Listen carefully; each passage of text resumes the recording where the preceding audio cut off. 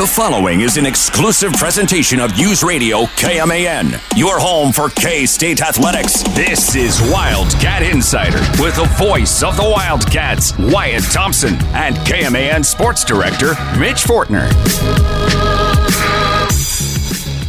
Well, tonight's another big Monday inside a Bramlage Coliseum.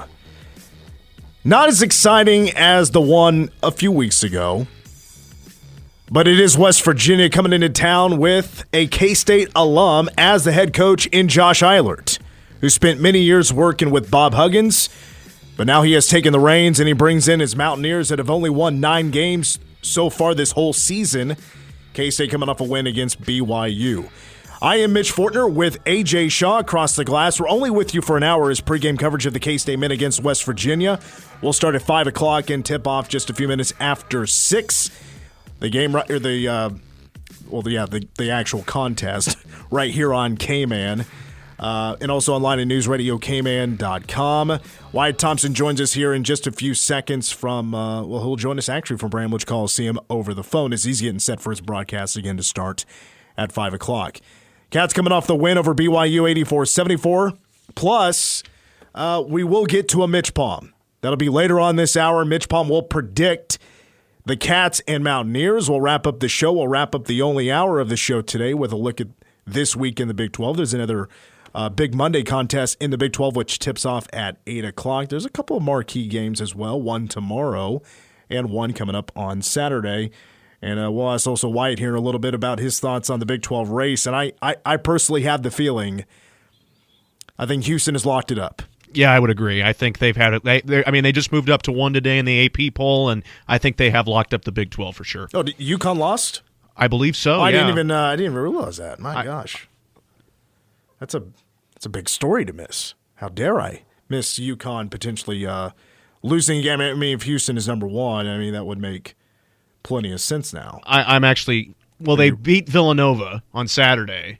But they lost to Creighton last Tuesday, so that's what bumped them down. They're now 3 in the AP top 25. Yeah, you are right. Houston is now the number 1 team in the nation, and you know what? They're playing like the number 1 team in the nation. No doubt. They play in the best league. Mm-hmm. I think Kelvin Sampson should be the Big 12 Coach of the Year. Yeah, I agree with you as well on that. And I'm going to have to ask Wyatt about all this because I also think Jamal Shead, believe it or not, should be the Big 12 Player of the Year. Houston is one of the hottest teams in college basketball right now. Jamal Shead has been lights out, playing well, I think better than LJ Cryer. Hunter Dickinson, Kevin McCullough has been hurt recently. Hunter Dickinson, I think, was just expected to be the Big 12 Player of the Year. I'm now leaning Jamal Shead. We'll get to all that here with Wyatt. We are now joined by Wyatt Thompson. He joins us for one segment over the phone as he's over at Bramlage Coliseum getting ready for his broadcast. We'll talk about the Big 12 stuff here in just a moment. Wyatt, let's first look back to Saturday and what a win it was for K-State.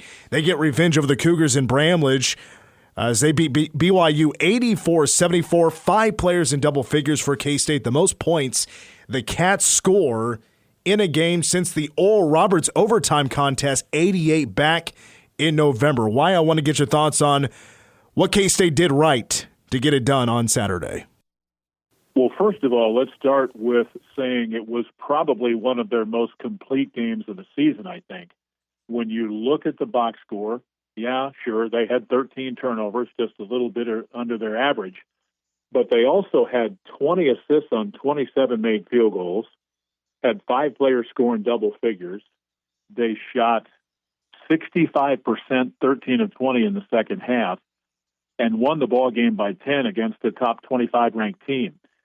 I love the start of the game, 12-2 and 16-4. You got the 3 early threes from Tyler Perry, and I think Arthur said after the game in the press conference that kind of spread the floor a little bit and got him off the deck, and the next thing you know, he's got 28 and 10, and just a real solid defensive performance. If you'd have told me before the game that BYU would shoot 41% but go just 6 of 30 from 3, I'm all good with that. So overall, just a really, really outstanding performance. And I guess the other part of what you were asking about there is it just was so needed because, they had some grinder games and defense kept them in games, but they weren't winning a whole lot. And maybe this will give them a little bit of a nudge that they need into the game tonight and hopefully this weekend in Cincinnati. You would certainly hope so. You feel like these are winnable games coming up. Cats want to at least try to win out as best as possible to give themselves a better resume for the NCAA tournament. Certainly beating BYU, a quad one game, will help you out a little bit. Also, K-State still has to play in Lawrence, which feels impossible until they actually win a game there. It hasn't been since 2006 that's been done. Going back to the offense, again, K-State scoring 84 points in the game, and they were consistent. 42 points in each half. The Cats finished 56% from the floor. Also loved, both teams were actually pretty solid in the paint, but K-State was 12 of 15 from 2 in the second half. Now, I'm not the best X's and O's guy when it comes to basketball, but to you, did it seem like K-State was doing a little bit something differently on offense? Yeah, I think there were a few things that they've tried to tweak here off and on, but I don't know that it's necessarily all that technical. For me, what stood out was just the effort in which they played. And I'm not necessarily talking about Kaluma, who went off for 28 and 10, or, Tyler Perry, who had 16 points, 3 rebounds, 5 assists, and that kind of thing. But I loved what the big guys brought. Will McNair had 11 and 3 with a couple of assists. David Gasson continues to play well. He had 12 and 5, and just the effort there on both ends of the floor. I just thought they were a little bit of better spacing. I think the passing was better. The cutting was harder. All of those kind of things matter. And that's the thing that the coaches had preached for a couple of days prior to the game, was that, everything matters. Do it correctly, whether even if it's just a simple bounce pass or a 10-foot pass. Put something on it, get it there, and get it to their hands, not to their ankles, or whatever it might be. And I just thought they had better focus, honestly. 5 players in double figures, led by Arthur Kaluma's career-high 28 points, also with 10 rebounds, a double-double. 16 coming from Tyler Perry. He was 4 of 7 from three-point range. 12 each, Cam Carter and David Gasson. Will McNair finishes in double figures with 11 points. He was 4 of 5 from the field and 3 of 4 from the free throw line. K-State got to the free throw line 31 times. I thought that was key. Wyatt, I want to go back to David Gasson for just a moment because Jerome Tang, after the game, just kind of broke down what's going on with David, why he's still coming off the bench despite playing really well, and got back into what happened a few weeks ago, and it's a foot injury, right? That's why he's not starting, and that's because he was typically your guy that would jump for K-State to start the game, and he can't do that right now. Despite that, he has scored 12 points in 3 straight games. With that injury, how surprising is it to you that David is playing so well right now? Well, I think sometimes that happens, and to be specific, he's got a little bit of a knee issue, and it's really something that I said something to Coach Tang about it last week, and I said, David's fighting through a little bit of pain, and he says, no, he's fighting through quite a bit of pain, and we have to manage his minutes. And I think that, to me, that's why, it's so impressive of what he's doing. I even have on my chart, over his last 5 games, he's averaged 10 points and 6 rebounds and has shot 64% from the floor. And those are pretty good numbers. And I think he has done a really good job, honestly, of just, not letting the not starting get in his way. Same really for Will. And I thought they challenged him, too. I don't want to get too much into Will when you're asking about David, but David's just, sometimes when you get into that, senior season and stuff, and you get close to the finish line, it's like, man, let's go for this, right? And they've got everything on the line now, right? I mean, they've put themselves in a position where they've got to, be pretty special here at the end to try to make the tournament. And I think David's given everything he's got and maybe a little more than that, if that makes sense. Yeah, it's been so much fun to watch David. The effort he's giving with knowing that he is not feeling well, man, hats off to him. I think the Dutchman himself is just playing such solid basketball right now. Again, 12 points in the last 3 games. That thing's not going to get healthy until the season's over. I'm just here to tell you. I don't want to get into a lot of detail about it, but he's playing with some issues too. Cam Carter's been, frankly, not feeling well for about a week. So they're giving pretty good effort there. And you mentioned about the game in Austin.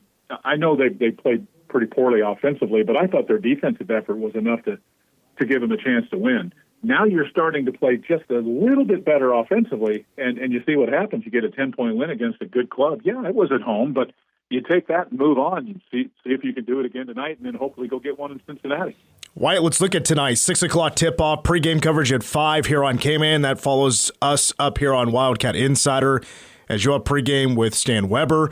Cats taking on the West Virginia Mountaineers for the second time this year. The first meeting went to K-State, and that was on the road in Morgantown, 81-67. But like K-State, the Mountaineers have lost 7 of the last 9. Maybe a bit of a bounce back was a couple of games ago for West Virginia with beating UCF at home, 77-67. This was one of those teams that I thought, when they get a little bit healthier, they get to more full strength, that this is going to be a problem. Well, they haven't gone on that quite a run that I thought they would, but they could still be a problem. What's your thoughts on the Mountaineers entering tonight tied for last place at 4-10 in the Big 12? I think you said it really well there, because their capabilities are such that they team on a given night. But as an example, a couple of thoughts. I don't know if you got to see much of their game at Iowa State on Saturday. 9 minutes or so to go, they're up 51-50. And what happened? Iowa State goes on a 14-0 run. That sounds familiar, doesn't it? I mean, we've seen that happen in this league. It's hard. But they are different now than when we saw them January 9th in Morgantown. Just if nothing else, they've played together a little bit more now, and Jesse Edwards is available. He's a 7-footer who is pretty skilled. I think you'll see that tonight. He can run the floor. He handles it pretty well. He passes it pretty well. So for me, the one thing that hurt them Saturday, by the way, was 20-plus turnovers in Ames. And that's hurt K-State too. So, when you have a year like that, you see some good, some not so good, and the consistency is the issue. And I think that's the thing with them.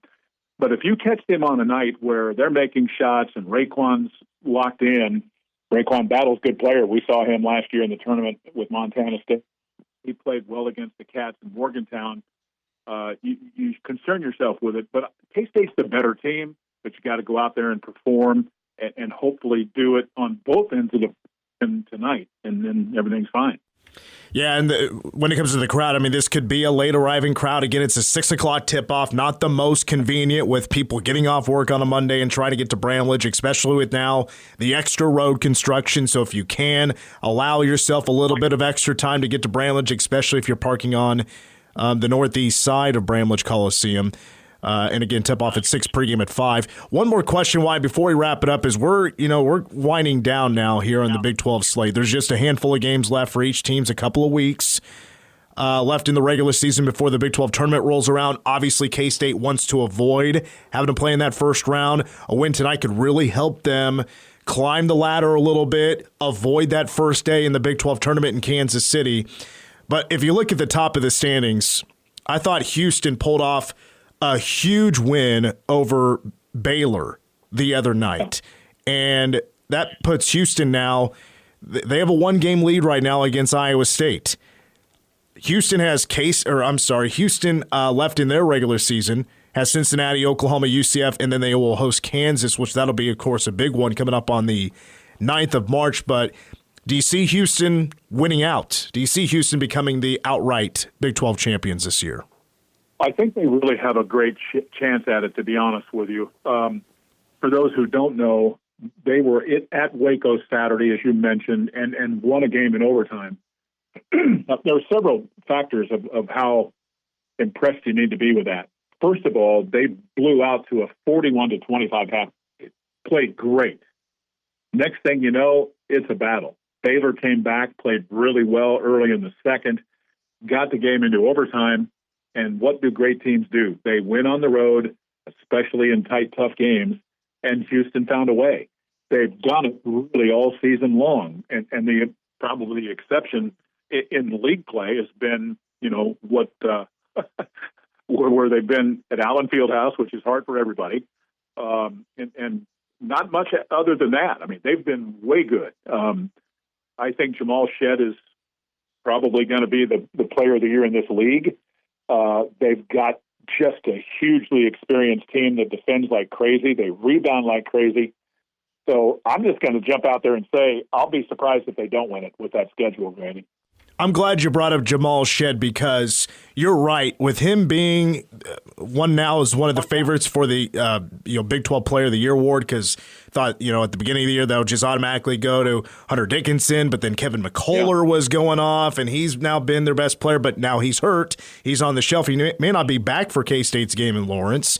Jamal Shead, I think, has been, you're right, the most consistent player out of the last 11, 12 games for Houston. I mean, he's been their leading scorer during this stretch to allow Houston to take the lead in the Big 12. So I got to agree with you. I think Jamal Shead is the player of the year. Well, they're 24-3, okay? They're 15-0 at home, but and I think everybody understands they're a beast at home. But they're 7-3 in Quad 1 games, 6-0 in Quad 2 games. That's very, very good. And I just think he's, as the coaches like to say now, the head of the snake. He does everything at just intense speed and does it with physicality that would be hard to match from anybody in the league at the point guard position. Would you agree with that? I would. And we've got some good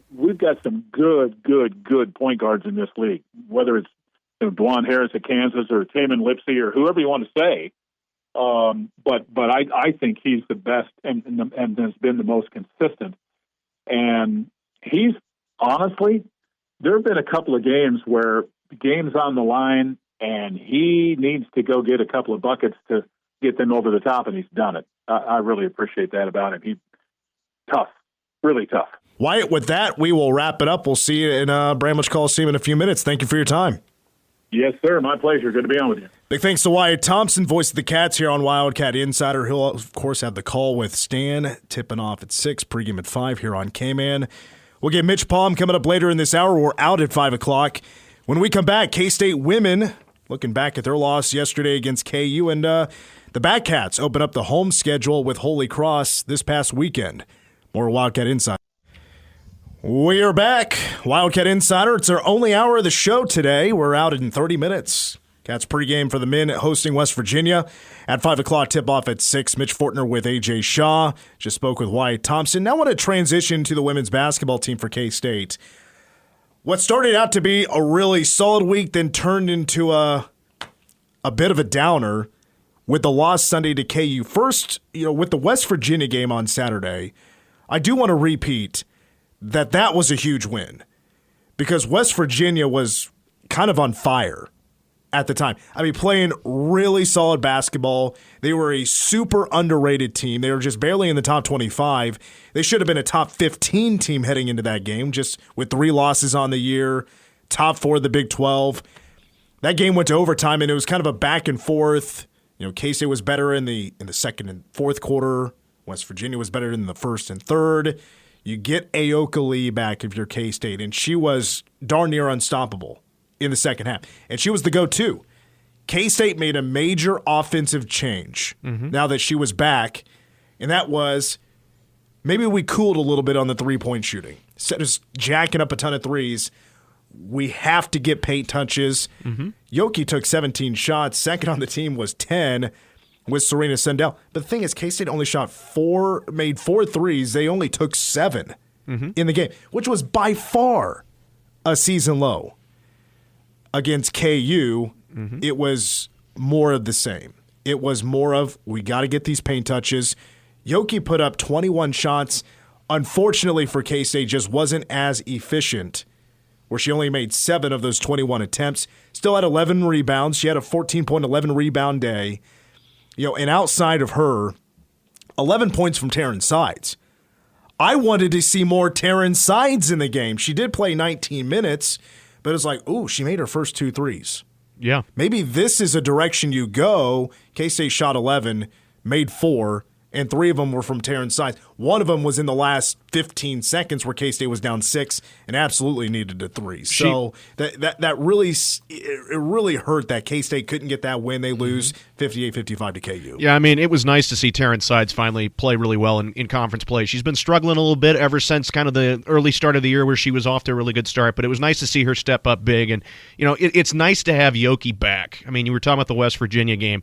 When you have that paint presence down low, and not to say that Eliza Maupin or Gisela Sanchez were any slouches, they did a fantastic job filling in. But when you have Yoki back in there, it's just tremendous. Well, but they're not centers. That's true. Aokali is a center, and in this league, you need a big center. You need somebody that's really strong, because the Big 12 has a bunch of strong centers, and Audie Crooks, who plays at Iowa State, who's just named the Big 12 Player of the Week, is coming in on Wednesday. And I said this last week that's going to be one of the best 5-versus-5 battles that Bramlage Coliseum has seen in a long time. It just happens to be senior night. Yep. What could definitely be, we imagine it is, Aokali's last game in Bramlage Coliseum. Yep, it's going to be bittersweet, but it's going to be a nice moment, and hopefully they can get revenge for that first game. They went back and forth in that game up at Ames on Valentine's Day. But, in that KU game, Tayana, I think is how you say her first name, Jackson. She's 6'6", 6'7", pretty athletic. Has, kind of been a matchup battle for Yoki when she has played against her. And Jackson was pretty good, 11 points, but she also had 8 blocks in the game. K-State had a really rough last 6 minutes of the game. And I saw a KU team that wanted it more than K-State. That's what I saw. That's my opinion, that KU wanted it more than K-State. Because there was a stretch until when K-State was down, found themselves down 6, less than a minute to go. I felt like I saw some missed shots that probably should have gone in, some bad decisions. You didn't have enough high IQ plays. K-State defensively was getting stuck on, some ball fakes. They were getting stuck on ball screens, and it got shooters open. K-State was not getting those shots. And that for nearly the last 6.5 minutes, K-State only scored 3 points. So K-State, after they went up 4 points, 6 points, they couldn't stretch the lead back out. So, and the thing is, like, K-State, you hope that they win these last couple of games, win a game or two at least in the Big 12 tournament, because K-State right now is trying to play for solidifying their spot as a host team for the NCAA tournament. Well, I mean, if you look back at the West Virginia game, I'm looking at the standings right now, that West Virginia win was huge because you still got a shot. You're only 2 back of OU for the top spot. You're 1 back at Texas. The Big 12 title, it's not going to happen. Yeah. It's unfortunately that loss to KU. I just don't see it happening. I think Oklahoma's going to win the title. Texas, Oklahoma has to lose twice and they have 2 games left. It's not going to happen. Oklahoma's too good to let that happen. So I think unfortunately, in the last year of the Big 12, your 1 and 2 seed is probably going to be Texas and Oklahoma, or Oklahoma and Texas. Unfortunately. Yeah, so that does sting, but right now K-State's still the 3 seed. They would get the double bye. You do like to see that. K-State will host Iowa State for senior night, Wednesday at 6:30 in Bramlage Coliseum. See if I can squeeze in a couple of quick thoughts about baseball real quick. It was a 3-game series against Holy Cross. K-State takes 2 out of 3. You definitely want to take the sweep if they lose in the second game 17-11. Just some real quick thoughts. First of all, Tyson Neighbors not available, and he might not be available for a while, and that really stings if you're K-State because he pitched the first weekend hurt, and now we may not see him for a while. So he tried to give it his best. Explains why he didn't give his best. He didn't have his best against Arizona State. So I don't know how long he's going to be out. But according to Pete Hughes, he'll be out potentially for a little while. So I don't know how long that is. Meanwhile, other than Sunday, the pitching on Friday and Saturday, we saw a number of guys, various ages. Not enough consistency, not enough first pitch strikes. Not enough strikes in general. Not enough 1, 2, 3 innings. K-State did not have one on Friday until the final inning, I think. You're right, yeah, not enough 1, 2, 3 innings. I mean, Holy Cross did a fine job at the plate. K-State giving up base runners. Meanwhile, Owen Bourne, I thought it looked pretty good there. Yeah. Jackson Wentworth, I thought looked pretty good. But we're not seeing the depth yet. Yep. We're not seeing the depth yet. Meanwhile, offensively, I mean, if you look at the numbers, I mean, K-State had a pretty successful weekend offensively. Took a lot of walks. There was quite a bit of discipline, I thought, at the plate. A couple of guys that actually stood out to me, Jaden Lobliner, DH in first base, I thought was really good this weekend. Daniel Rivera had a slow Saturday, but a solid Friday and Sunday. I liked Daniel Rivera at the plate. And in the field, like K-State did a solid job. It's early. I don't really want to go too deep into that about the criticisms and about the great things.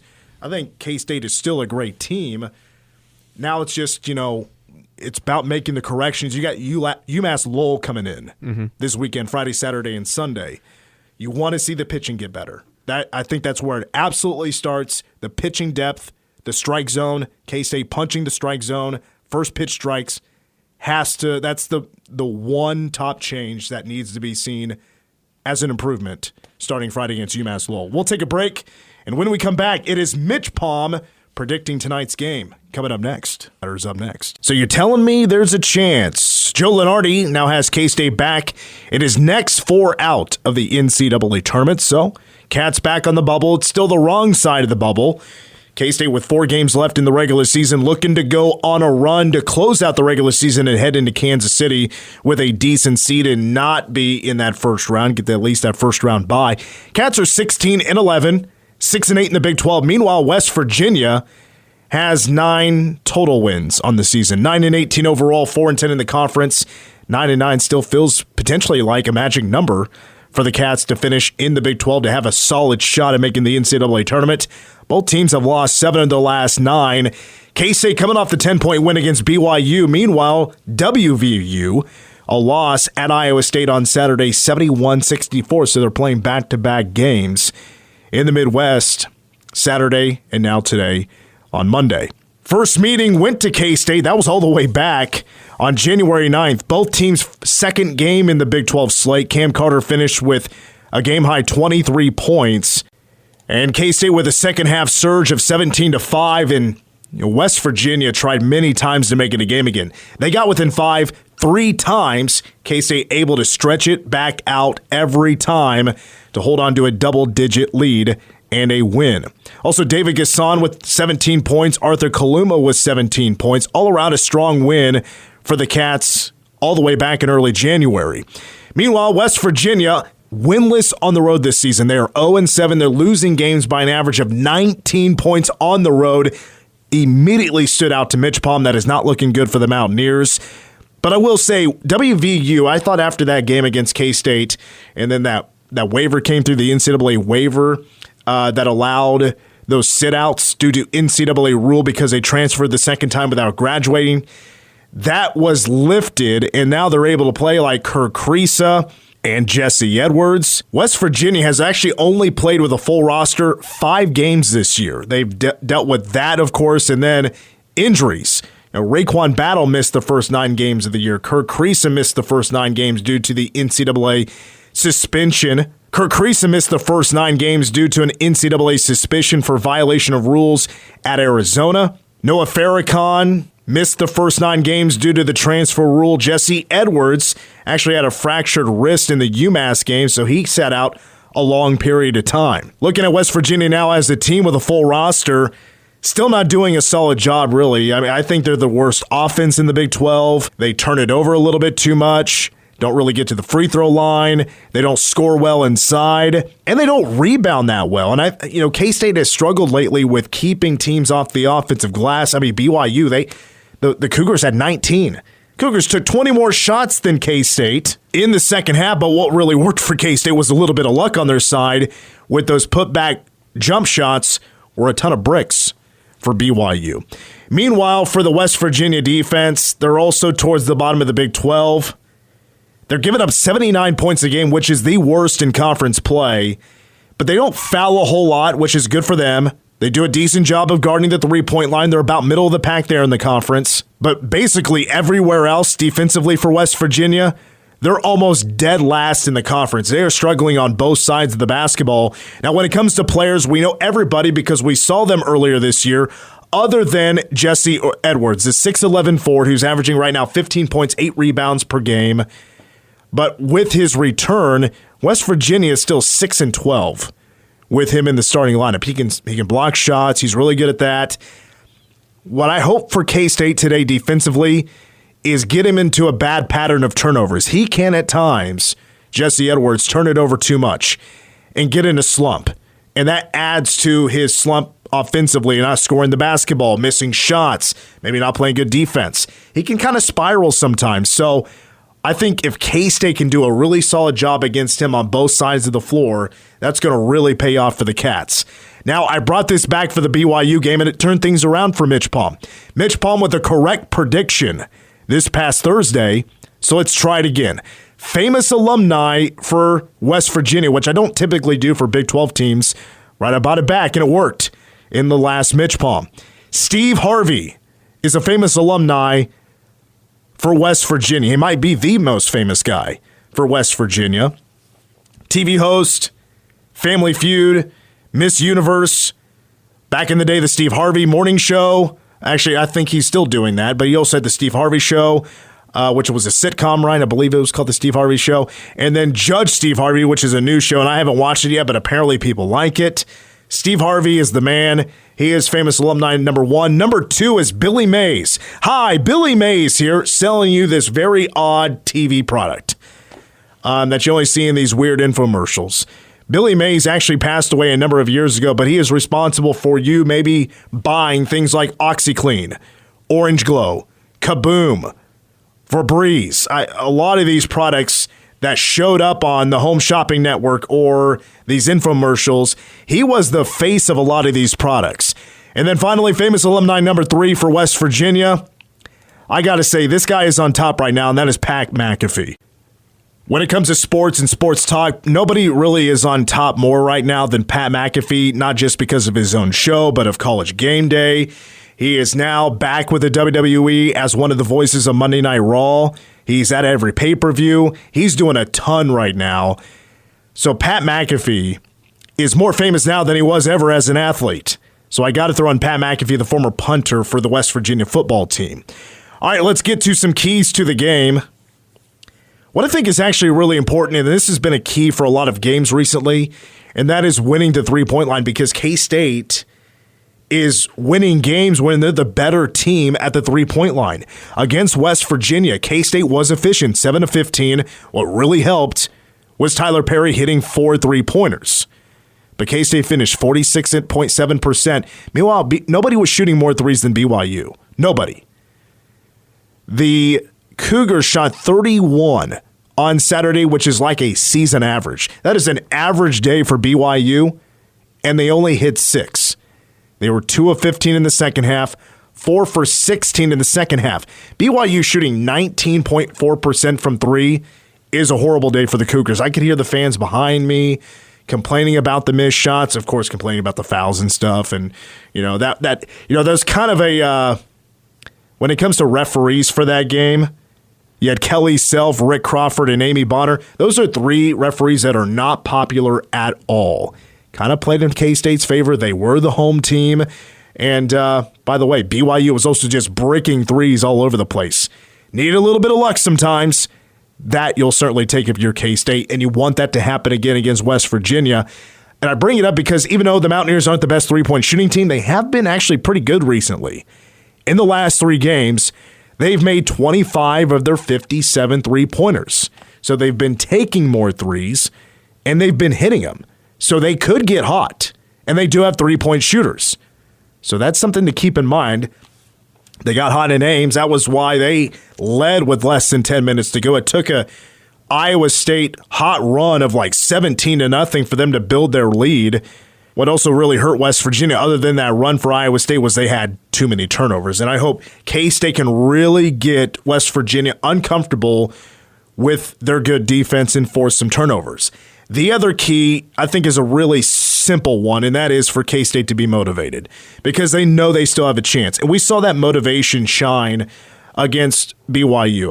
Again, I'm not a big X's and O's guy, but it did seem like K-State was more motivated, where they tried to do some new things on offense. It looked like that way, but maybe it was just K-State moving more and trying to run the offense more and having more motivation, having more want to go score the basketball. And K-State scored 84 points, their most since November against Oral Roberts in an overtime game. That was a motivated K-State team. They got to bring that motivation tonight against the Mountaineers. KenPom gives K-State their best shot to win almost all season long, 80%. Cats final score 73-63. That's KenPom. K-State, according to MitchPom, will win tonight. 83% chance Cats get it done at home against the Mountaineers. Final score 77-65. That is MitchPom. That'll wrap up this segment. When we come back, we'll wrap up Wildcat Insider with a look at the Big 12 this week.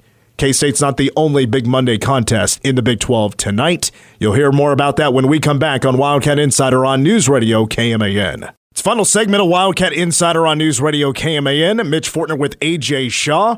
As we get you set for pregame coverage at 5 o'clock, the Cats hosting the West Virginia Mountaineers in Bramlage Coliseum. The K-State men and West Virginia tipping off a few minutes after 6, pregame at 5 here on KMAN. The game also televised on ESPN2. Looking at this week in the Big 12, the other game tonight on Big Monday, ESPN, is number 15 Baylor at TCU. For the midweek games, the biggest game on the docket is Texas at Texas Tech. It'll be the final meeting in Lubbock between these two teams, final trip for Texas to Lubbock. And that is going to be a fired-up crowd. It's been a very dramatic rivalry with, of course, the Chris Beard situation, him leaving for Texas a few years back. Tech fans are going to be fired up for that game. That tips off at 8 o'clock tomorrow on ESPN. Number 7 KU will also be hosting BYU. Houston will host Cincinnati tomorrow. Expect KU and Houston to take care of business. And then on Wednesday, Oklahoma at Iowa State will be interesting, but I think Iowa State will take care of business. And then you have a real snoozer in UCF at Oklahoma State. Cowboys have won a couple of games, though, recently. They're trying to stay alive and not finish dead last in the Big 12. And then Saturday, clearly the biggest matchup on the list is actually the first game of the day. Noon on ABC on Saturday is number 7 KU at Baylor. KU going to try to stay in the top 3 of the Big 12 Conference. Also, number 1 Houston at Oklahoma at 7 p.m. on ESPN2 Saturday. I truly feel if Houston does win that game, they're going to win out, and Houston will finish the outright champion for the Big 12. If they lose that game, then it becomes more interesting because most likely Iowa State will still be just a game back, and then you have a tie for the Big 12, first place in the Big 12. Meanwhile, Iowa State will be at UCF on Saturday at 3 o'clock. And then, of course, if you remember, Saturday, K-State heads to Cincinnati. That is going to be a weird game. That's been a tough place to play, even though Cincinnati is 5-9. They've been really close to beating a handful of really good teams at home. But K-State going to try to go on the road and win a ball game in the Big 12 as K-State trying to stay alive when it comes to a chance in the NCAA tournament. They're back on Joe Lunardi's bubble as one of the next 4 teams out. So there's still a chance. We take a look now at the Big 12 standings on the men's side. Houston in first at 11-3. 10-4 is Iowa State. In third place at 9-5 is KU. And then you have a 3-way tie for fourth place. Baylor, TCU, and Texas Tech at 8-6. Oklahoma, BYU 7-7. And then you go to the losing records in the Big 12, followed by Texas and K-State tied at 6-8. And then in the bottom 4 is Cincinnati, UCF, Oklahoma State, and West Virginia. On the women's side, with K-State losing to KU on Sunday, they're now alone in third place at 12-4. First place is Oklahoma at 14-2, so K-State now 2 games back with 2 games to go. You would imagine K-State's shot at a Big 12 title no longer really exists, although there's still a chance. I don't see it happening. Texas is in second place at 13-3. Then you have in fourth place is West Virginia, 11-5. That's going to wrap it up for Wildcat Insider. Coming up next is pregame coverage of the K-State men hosting West Virginia in Bramlage Coliseum. Wyatt Thompson and Stan Weber on the call. For AJ Shaw, I'm Mitch Fortner. Thank you for listening to Wildcat Insider.